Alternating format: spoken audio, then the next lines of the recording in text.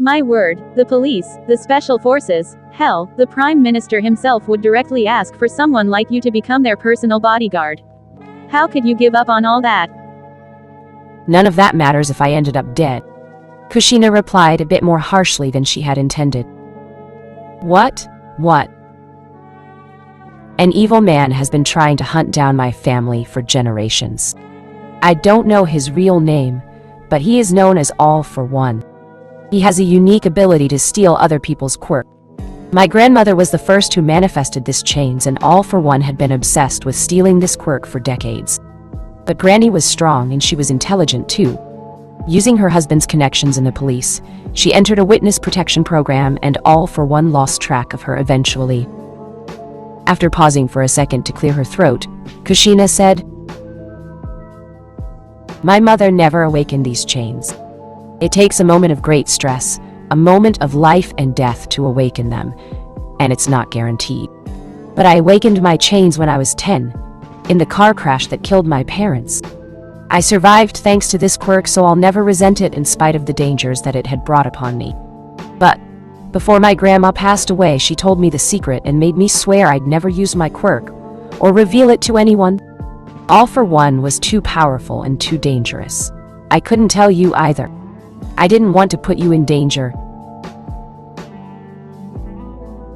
Finally lifting her head to look her husband in the eyes, she said,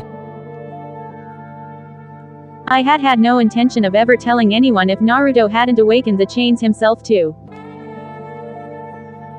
"The sludge villain," Minato exclaimed as the pieces finally fell together in his mind. He was an intelligent man, and he had always wondered how had Naruto managed to survive against someone like the sludge villain, whose quirk was a counter for almost all physical damage types. And not just surviving, the sludge villains had even lost his life. His initial guess had been that a vigilante had happened to be nearby, but after finally finding out the truth, everything made sense. Looking down at her hands again, Kushina said, I'm sorry I've kept such an important secret from you. But I don't regret it. If I could go back, I would make the same choice again. All I ever wanted was for my family to be happy and safe. I'm sorry, Mom, Naruto mumbled, feeling like shit for what he was putting his mother through at that moment. Unable to bear with the pressing silence that was instilled, Naruto said after a while, "Will you allow me to take care of Ere-chan? It's only for 3 years. All Might told me that normally I'd have to be at least 25 years old to adopt a child, but he could pull some strings for the Child Protection Agency to let me adopt Eri when I become of age." Seeing that they were keeping silent, he added, his voice taking on a more pleading tone. I know I'm asking for a lot, but you don't have to worry. I only need you to be her legal guardian. I will take care of her every day and take her with me to school. I'll also get a part-time job to help with the money, and I believe I can get a provisional hero license next semester. I won't burden you, I promise. Just let me take care of Eri. Please. Minato and Kushina were not silent because they were pondering on whether to accept Ere-chan or not. They were just mute with surprise because they had never heard Naruto beg them for something like that. "You want to adopt Eri when you become an adult," Kushina muttered as he looked at the little girl that was huddled at his side and looking down anxiously. She could not understand what could have prompted Naruto to go as far as to force her into revealing her secret quirk for the sake of a girl he had only met a few hours ago. But that's because she did not know about Naruto's past life. Kushina did not know how much did Naruto resonate with Eri-chan being an orphan, growing up without feeling love and affection, or being born with a cursed power. "You probably think I'm just a kid, so I don't know what I want. But this isn't something I want in the heat of the moment. I'm willing to do anything to take care of Eri-chan. I promise," he said as he wrapped an arm around Eri and rubbed her shoulder gently. This could have gone better, but it could have also gone a lot of worse, Naruto thought. His parents had not given him an answer right away. Instead, they told him that they were going to town to discuss it between the two of them first. "I haven't thought about it that much before, but my sensitive hearing must have made their lives quite difficult sometimes." Now, a few hours later, he was sitting together with Eri at the table in the kitchen. They were having dinner. Putting down her spoon, Eri raised her head to look at Naruto with her big red eyes as she asked, Are you in trouble because of me? All worries momentarily vanished from Naruto's thoughts when he saw the little girl's mouth smudged with curry and her big innocent eyes looking at him tearfully. Gah! Why the hell are you so cute? He almost cooed. You don't have to worry about that, Naruto said with a sunny smile and brought a napkin at her mouth to wipe the traces of sauce away. Do you like the curry? UN. The little girl made a noise of confirmation and nodded her head energetically, before grabbing the spoon and taking another big mouthful of curry and rice that smudged her face all over again. I Nivea had kiwi before. It's so good, she said through bites. Finish swallowing before speaking, okay? It's not nice to speak with your mouth full. Naruto admonished her lightly, and wiped her mouth and cheeks again with a new napkin. Eri-chan nodded obediently before diving back into her bowl. Naruto vowed to himself he would make Eri taste all kinds of delicious foods from then on. It was late, past midnight, when Naruto's fox ears flinched, and he woke up at the sound of the entrance door being opened. Normally, he slept with custom-made earbuds for his fox ears to prevent any random noises from disturbing him, but that night he did not wear them on purpose in order to hear when his parents came back home. Getting up from his bed slowly so as to not disturb Eri, who was sleeping curled up next to him, he went to the living room right as his parents finished taking their shoes off. Crap! Naruto heard his father mutter under his breath when he saw him enter the living room, and Kushina giggled at her husband's expense. The reason for Minato's cussing became clear to Naruto when he took in their appearance. Their faces were slightly flushed, Minato's neck was peppered with red marks, Kushina's long crimson hair was a disheveled mess, and the smell that wafted from them. Sorry. Talk to you in the morning. Good night, Naruto said quickly, and did a 180 before making a beeline back to his bedroom, his cheeks red with embarrassment. Sometimes Naruto hated how perceptive he could be because of his fox quirk. Chapter 18. Confession. As the sunlight peeking through the curtains fell on her face, Eri stirred awake. She let out a big yawn and her entire body shuddered as she stretched her arms above her head. But instead of opening her eyes, she curled up like a small animal and rubbed her face against the pillow while hugging the airy blanket to her chest. Although fully rested, it was so cozy that she didn't want to come out of bed. Little Eri couldn't remember the last time she had had such a restful sleep, in such a comfortable bed. But that last thought made alarm bells ring in her head, and she abruptly sat up and looked around, scared. Not recognizing her surroundings immediately, a feeling of panic washed over her. Her heart drumming in her chest, Eri jumped off the bed and ran towards the door, her first instinct being to escape from whatever place she was in. But on the way to the bedroom's door, her eyes inadvertently fell on the tall mirror of a wardrobe's door. The reflection she saw in the mirror made her stop in her tracks. Her long white hair was washed clean and braided in two tails, and instead of the dirty and stained dress she used to wear, she was dressed in what appeared to be a clean but oversized white cotton t-shirt. Furthermore, bandages no longer covered her wrists and legs. It was upon seeing her new appearance that she finally recalled the events of the previous day. Eri-chan, you're awake, she heard an oddly comforting and familiar voice as the door of the bedroom opened. It was a blonde-haired boy with fox ears and three tails. At the sight of Naruto, Eri rushed at him with an expression so bright that he felt his heart melting. He grinned as he knelt to be on her level and took her in his arms. Did you sleep well? Are you hungry? Naruto said after breaking the short hug. Eri looked down shyly as she muttered a quiet, "Yes." Oh my, who is this? A woman's voice was heard, and when Eri looked up, Kushina's beautiful and kind smile immediately relaxed her. But when she saw Eri's mismatched braids and the loose strands of hair poking out everywhere, she put her hands on her waist as she turned to Naruto. You told me that you braided her hair yesterday, but, my god, what is that?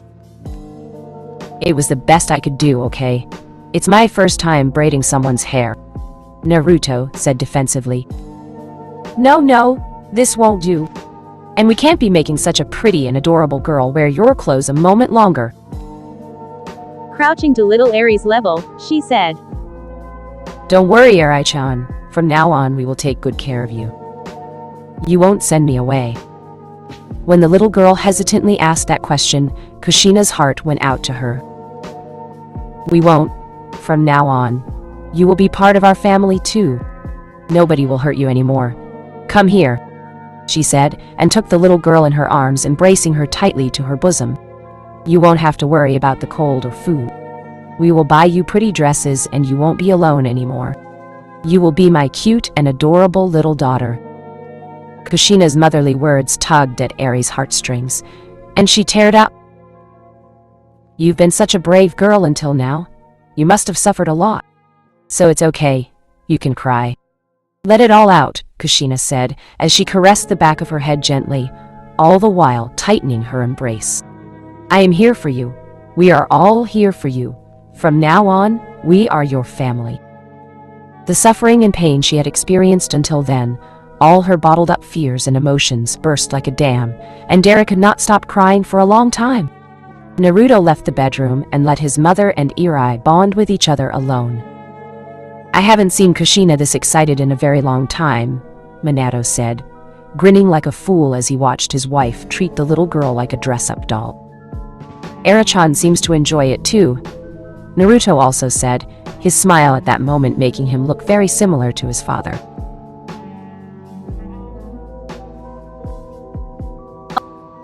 Although the little girl still wasn't smiling, her red cheeks and her wide eyes betrayed her excitement. Pink, yellow, and blue frilly summer dresses, cute t-shirts with chibi imprints of various female heroes such as the Rabbit Hero, Mirko, or the Dragon Hero, Ryuko on them, several pairs of sandals, sneakers with light-up LED on their soles, and even 3 different types of hats. A yellow straw hat with a red bow, a white cap with a pair of black cat ears, and a pink beret ornated with flowers. Eri had never worn clothes as beautiful as that. Is this really all for me? Really? The little girl asked as if she could not believe her eyes. I don't know, maybe Naruto would like a few of these too, Kushina said, and she put the pink beret onto Naruto's head, flattening his fox ears in the process. Mom, we're in public, Naruto said, exasperated, but a sudden white flash made him freeze just as he was about to take the pink hat off. Tell me you didn't just take a pic of me. Minato's answer was to quickly put his smartphone in his pocket before snickering like a hyena. When he also saw how his parents high-fived each other, Naruto could only let himself fall on the cushioned bench next to the changing room and bury his face in his palms. However, at that moment, a cute tinkling sound made him abruptly raise his head up. The downcast and shy little girl who always seemed afraid to even look others in the eyes was now laughing. That sight was so precious that Naruto suddenly felt that maybe wearing that pink and flowery hat wasn't that unbearable anymore. What made you change your mind about Eri? Naruto asked his father while they carried the mountain of bags of clothes to their car. Shutting closed the door of the trunk, Minato turned and leaned against the car as he watched Kushina lifting Eri up for her to see all the flavors of ice cream that she could choose. I was never against taking her in, Minato said. I just said it's not a choice that can or should be made on the spot. This is a life-changing decision not only for Eri but for us as a family too. I still think we've made our decision too quickly, but it couldn't be helped. Eri's situation was too difficult for us to take our time. I promise you won't regret it. I'll take care of Eri properly. And once I'm of age, I'll adopt her. I won't burden you for so. Naruto began to say, but his father interrupted him before he could finish his words. Your intentions are admirable, but having a child at your age, albeit an adopted one, will hinder your future prospects much more than you realize now, Minato said kindly. I'll never consider Eri a burden, Naruto said strongly, but Minato brought his hand on top of his head and ruffled his hair endearingly as he said,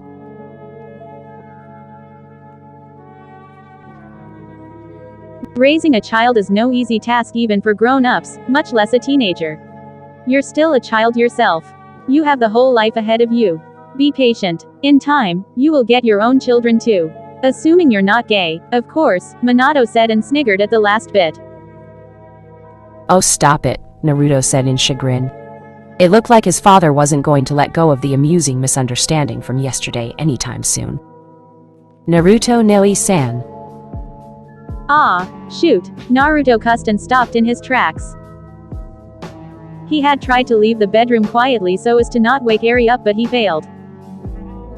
She's gotta have a sixth sense or something. I'm sure I was perfectly quiet, he said to himself. Are you leaving? The little girl asked as she got up from bed and grabbed him by the sleeve of his pants with one hand, while holding a fox plushie in the other one. I'm going to school.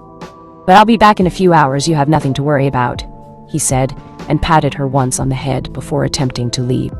But Eri still wasn't letting go of his pants. Although 3 days had already passed since the Uzumaki family had taken Eri in, the little girl was just as clingy and dependent on him as on the first day. She seemed to be glued to his side no matter where he went. After the sports festival, all the students of UA High were given 3 days off to heal and rest, so Naruto didn't have to go to school. However, school was starting again today. He couldn't stay home with Eri anymore.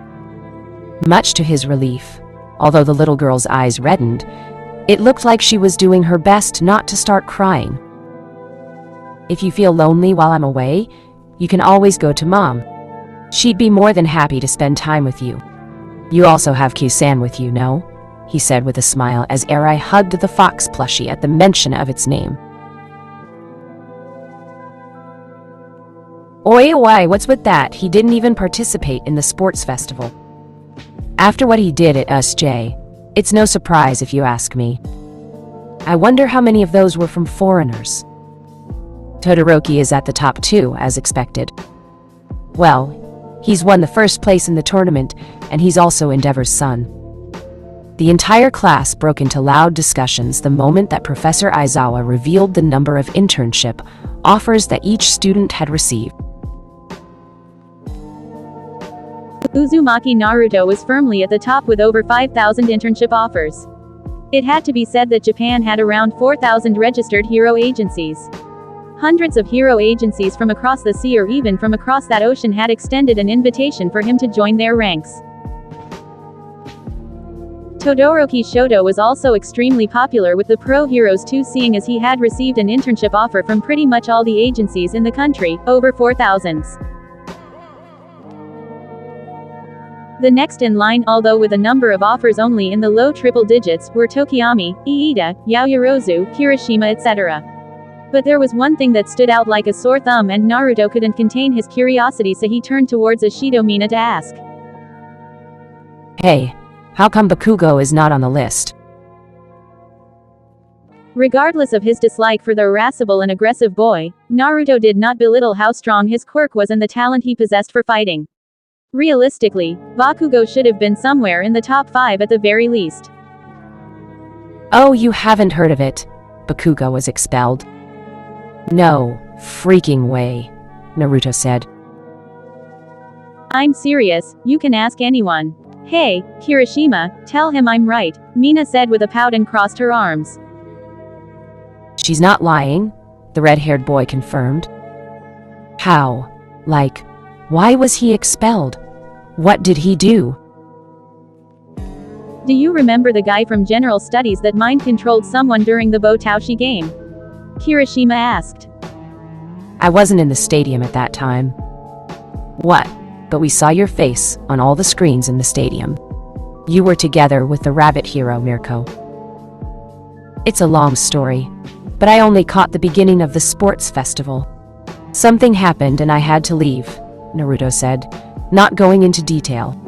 Anyway, what about Bakugo? Well, the third task of the sports festival was an elimination-style fighting tournament, and Bakugo ended up facing the guy from General Studies that I was telling you about. He has a quirk called brainwashing, a really tricky thing to go against. Bakugo lost the match without even throwing a punch. Shinso mind-controlled him to go out of bounds, so he got disqualified. Yeah, Naruto said and let out a sigh, already knowing where the story was heading. Yeah, Kirishima said. Bakugo didn't accept it.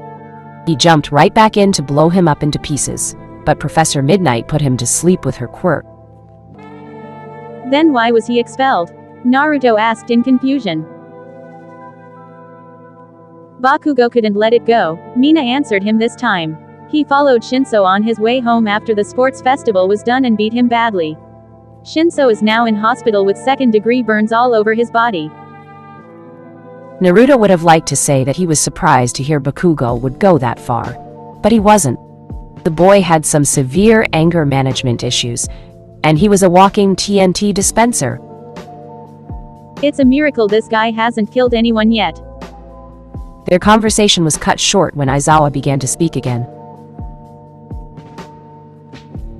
Keeping these results in mind, regardless of whether you have received any internship offers or not, every single one of you will participate in an internship with the pros. There are over 40 hero agencies that are in partnership with UA specifically for such cases. But that is the case for you. You've all managed to catch the pro heroes' attention at the sports festival. While the students were cheering at being acknowledged, Aizawa poured ice-cold water over their heads with his next words.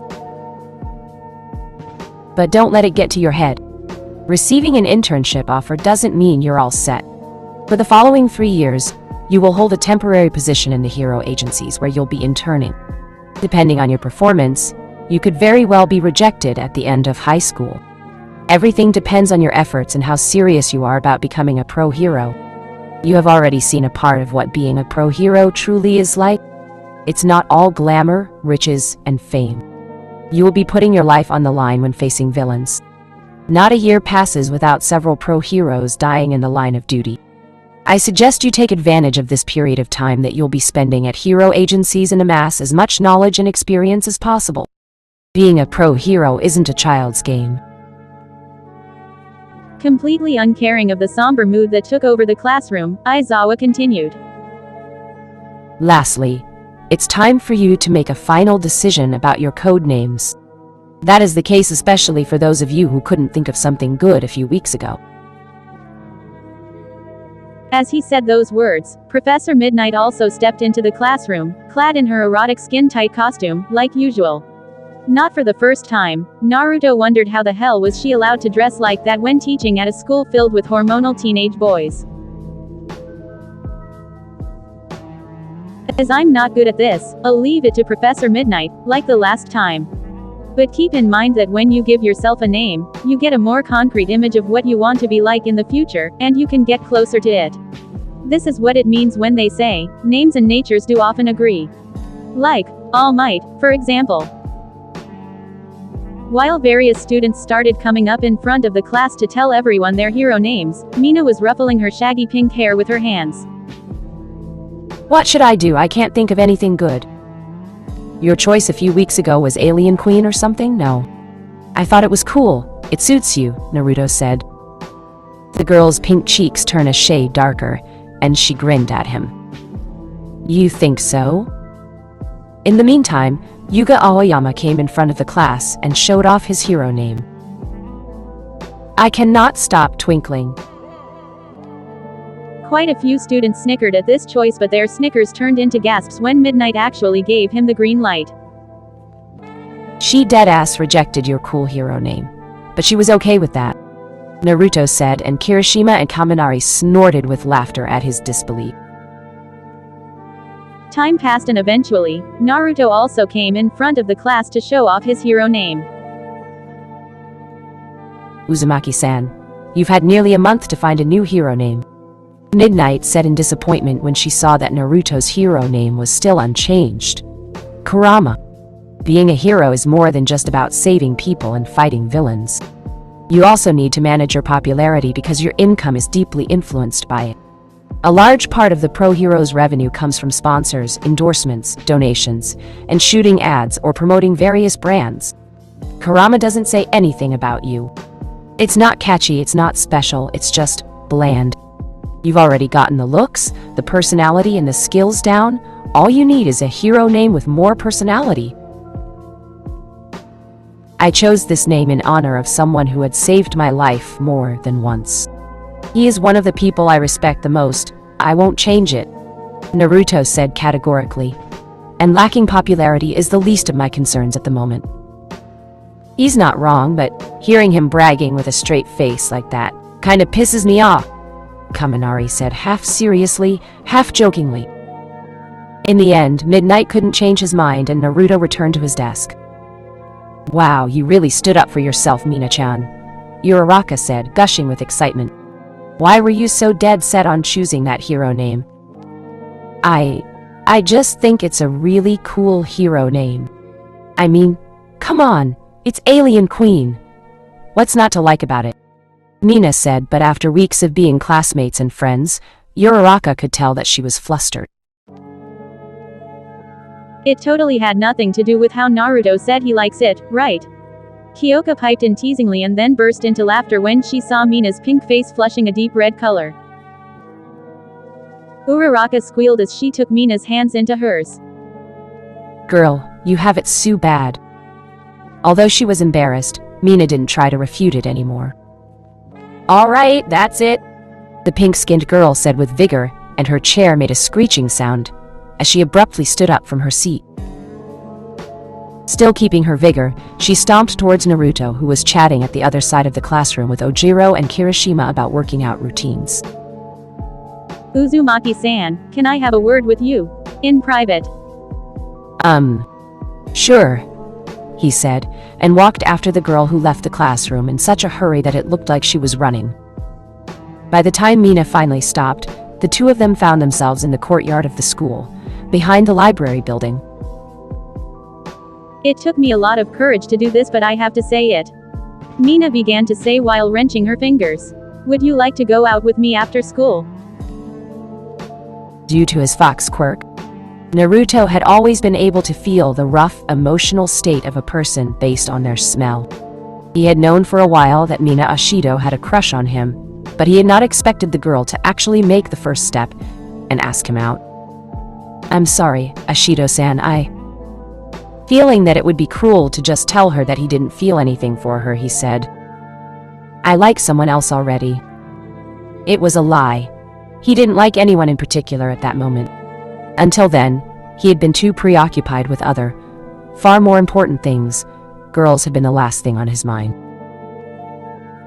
Training Izuku and pushing him to his limits to unlock his hysterical strength, the League of Villains' attack on USJ, his brutal fight against Namu and his defeat, Mineta Minoru's death, his fear for his parents' safety, his indecisiveness related to his future, Mirko kidnapping him and taking him to Tokyo, and last but not the least, the encounter with Eri and his parents' decision to adopt her. So many things happened since the beginning of the school year that Naruto had not had any time to think about romance and the like. I kind of suspected it already, Mina said, and smiled weakly. But as she looked down, tears started rolling down her cheeks. It's the rabbit hero, isn't it? How am I supposed to compete with someone like her? It's not like that, Naruto tried to say, but then the girl shook her head and wiped her face with the back of her sleeves. I'm sorry, Uzumaki-san. I must have made you uncomfortable. We better go. The next class is about to start. The two walked back to the classroom in silence, Mina ahead and Naruto behind her. Before they entered the classroom, Mina stopped and turned to face him. Can we still be friends? She asked, not daring to meet his eyes. Of course, why wouldn't we? Naruto's immediate answer made the girl perk up, and she smiled at him radiantly. Then, I'll start calling you by your first name. From now on we're friends, Mina said and raised her hand for a handshake. But when Naruto shook hands with her, Mina unexpectedly pulled him to her and wrapped her other arm around him. When she broke the hug, she grinned at him cheekily as she said, "What's with that surprised face? It's normal for friends to hug each other every now and then, no?" Naruto. She giggled, seemingly very satisfied with herself at how she had left him speechless. Winking at him once, she opened the large door and went inside the classroom, leaving him alone in the corridor. As for Naruto, he was still reeling from surprise. He had given an answer to her confession right on the spot, because he did not want to repeat the mistake he did in his past life with Hinata, to whom he had not given an answer for more than a year after she confessed her feelings for him. However, in spite of Mina's initial reaction at being turned down, the pink-skinned girl seemed to have not lost her drive. Instead, her advances became fiercer than ever before. Naruto couldn't recall any girl, whether in his past or current life, ever making such bold moves on him. If anything, he was the one who used to pester Sakura to go out with him. This is weird. As weirded out by the situation as he was, he put that train of thought on hold as he went into the classroom too and started preparing for the next class. And new chapter out. Enjoy. Chapter 19. Adoption. "Mon, this place is awesome." A red-haired boy shouted in excitement and took in a deep breath, filling his lungs with the smell of sweat and stale locker room air. Freaking weirdo, Naruto muttered as he fastened his breathing mask to cover his mouth and nose. But Kirishima snickered at his insult, not taking it to heart. He was too hyped about training together with Naruto to care.